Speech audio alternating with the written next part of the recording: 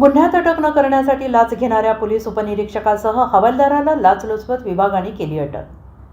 अटक न करण्यासाठी तक्रारदाराकडून 25,000 रुपयांच्या लाचेची मागणी करणाऱ्या चाकूर पोलीस ठाण्यातील पोलीस उपनिरीक्षकासह पोलीस हवालदाराला लाचलुचपत प्रतिबंधक विभागाने रंगेहात पकडले.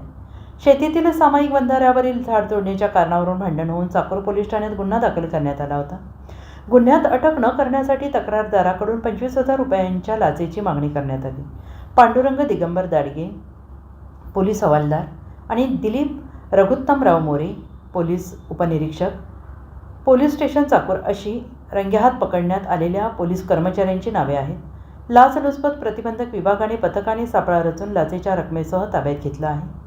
Bureau report SBN Marathi Latur. सोबत सलीम शेख.